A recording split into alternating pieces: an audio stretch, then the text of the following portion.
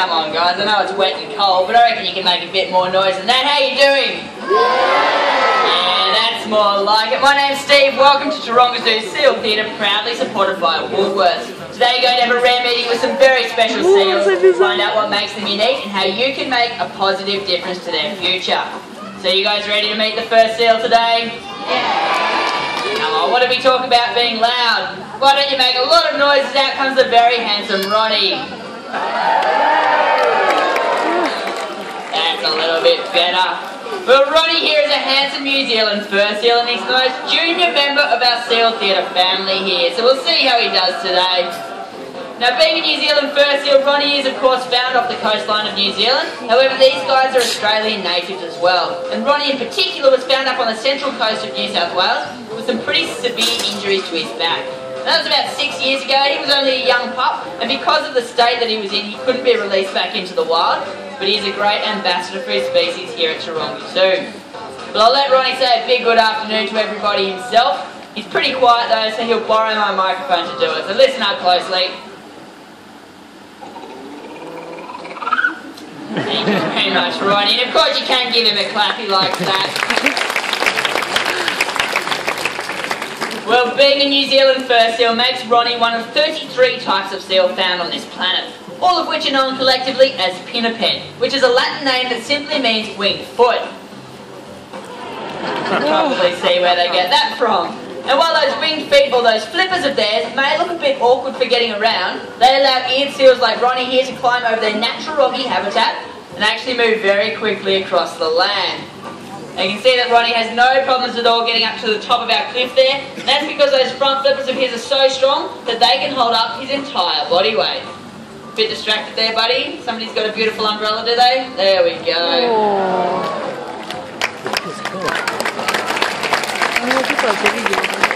Good boy, Ronnie. Very well done. So these flippers are very impressive on the land, but of course they truly show what they're made for when it comes to powering through the water. So we'll get Ronnie down here, and he will show us just how quickly he can move about. Let's see it, Ronald. So this here is called bowing or porpoising. It's the most energy efficient way that seals can get about. Now preferably we'd like you above the water at some point, Ronnie. What's going on? Completely off with the fairies. Yeah, you did too. That was good. Let's see it a bit more. There we go. Now this is the most energy efficient way that seals can get about because each time they jump out of the water, jumping out of the water was part of it, Ronnie. What's going on here, mate? You're giving up on us. One more time. Let's see it. Here we go. Excellent work from Ronnie. He can take a quick breath while keeping up that terrific speed. Now he is capable of terrific speed as much as he might be showing us otherwise right now. And this is important for seals because they do live in a big wide ocean and they do have some predators out there. So they need to look out for predators such as killer whales, and there's another one that Ronnie knows all too much about. He's giving us a little clue right now. Any kids, feel free to shout out if you think you know what it is. I did hear jaws, and of course there's sharks out there. Ronnie really is bothered by the middle of the pool today. Now while Ronnie does do a brilliant shark impersonation, what he's actually showing us there is a natural behaviour that seals use to cool down. That's because those thick fur coats of theirs are so good at keeping the heat in that it's only their naked and hairless flippers that let the heat back out again. If Ronnie ever swallows that fish that he's got now and gets back over here, he'll be able to show us that any one of his flippers will do. Gonna show us some more thermoregulation there, buddy. Excellent work, those rear flippers, just beautiful. I get a great view when he's doing that. Thank you very much, Ronnie. Not his best side. Let's get him back up right here on stage. Well, how do you think that Ronnie's done today? Yeah, he started out much better than he finished off. Well, Ronnie and I are going to wave a big goodbye to everybody now. Good boy, Ronnie. We're going to pass over to our friend Brad, who's here without a seal, for good reason. Thanks, Steve and Ronnie. Well, guys, I'll be joined by a seal on stage in just a few moments, but he's one of our larger males. And Ronnie being much, much smaller, well, we need to make sure he's safely locked in behind the scenes before Marley makes his way out here. Now Marley, who's coming out, is also a local species here in Australia. He's an Australian sea lion This also makes him one of the rarest types of seals in the world. So he's ready to come on out, so please make him feel welcome.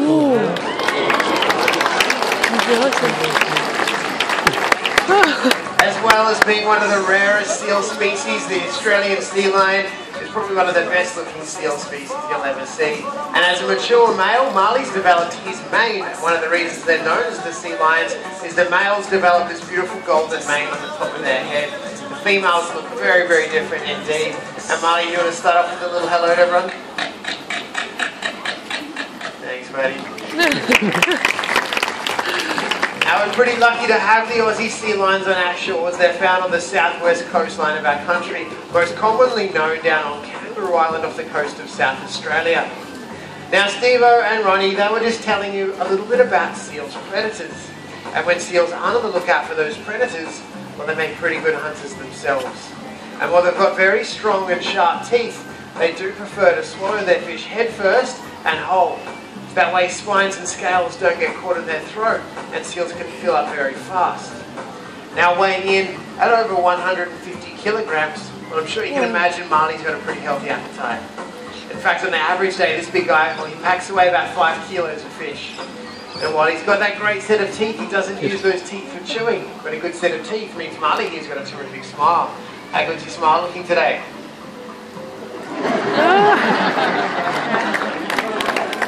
Nothing pretty good about that at all. And eating so much fish every day, well, I'm sure you can imagine how bad his breath is. You're pretty stinky, aren't you? Not impressed. Marley might smell bad every now and then, but believe it or not, he keeps himself pretty clean. And it's easy for him because he has all the tools that he needs. On his hind flippers, Marley has tiny claws or nails, and he can use these to groom almost any part of his body. Good, Marley. His big front flippers may not have claws, but they're still important for grooming. Being very large in surface area and very flexible, Marley's front flippers make a great face washer. Nice, Marley. The perfect tool for getting rid of fish scales and squid tentacles that get stuck on those beautiful whiskers of his. And now that he has cleaned himself up, I'm going to send him across to get a little bit closer. When Marley arrives, I want you guys to pay particular attention to his whiskers. He's about to show you all just how much control he has over them. Let's see now how easily he can move his whiskers about, but for this time we'll need your help. On the count of 3, I need you all to call out whiskers and we'll see what Marley does. 1, 2, 3. Whiskers! Good, Marley. Now those whiskers of his are very important. They act as a seal's eyes and ears as they travel around through the water.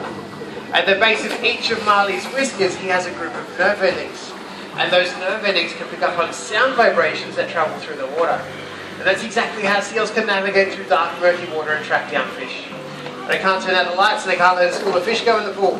There's only one easy way I can show you how truly amazing his whiskers really are.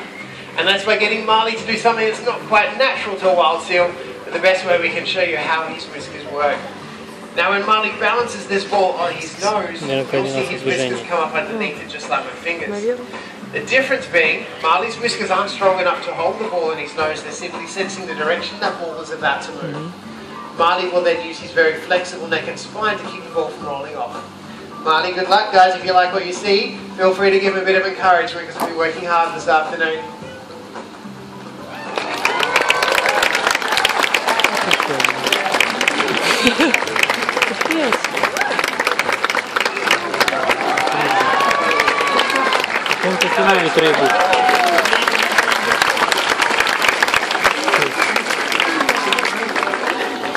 Now, oceans are home to over 1 million different species, and they all live in a very special balance. However, if we upset this balance too much, well, the damage may be irreversible. And no matter how good seals are at finding their food, well, they simply may not survive in our oceans. Now, Marley is equipped with everything he needs to go hunting. He's got those incredible whiskers, he's got terrific eyesight, he's got some pretty good hearing. So you'd assume he shouldn't have too much trouble finding his food out there in the ocean. And Marley, do you want to check out our pool for any fish? Did you spot any? Yes. There's no fish in Marley's pool, and unfortunately for a lot of Marley's wild cousins, this is becoming the sad case. It's becoming harder for a lot of marine animals to find their next meal, and this is simply because we're catching and consuming more fish than are able to breed in our oceans. Some of the world's major fish stocks, well, they may have gone forever. Animals like seals are resorting to desperate measures to find enough food to survive. Now, they're pretty clever animals, and they know that the best place to find their food is to simply start following the fishing vessels that are catching it all. Now, when Marley finds food stuck in a net, he hasn't got hands to retrieve it. His best way to free up some fish is to simply try and shake some loose.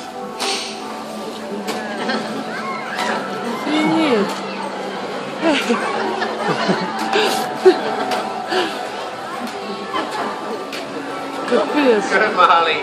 Now, while this may be a quick and easy way to get a meal, it's innocent looking fun like you just saw, which quickly turns deadly. Because if Marley himself becomes entangled, there's often no escape. Netting like this doesn't grow whilst Marley grows, it slowly cuts its way into him. He may become unable to feed, he might even drown. Unfortunately, that a seal that becomes stuck in a net, well, it often results in a pretty sad ending, doesn't it? Not the saddest little sea lion face you've ever seen. Lucky though for Marley, he's just a really good actor. He also has me here to help him out this afternoon. So many of his marine friends aren't so fortunate. So it is important we all do what we can to help out.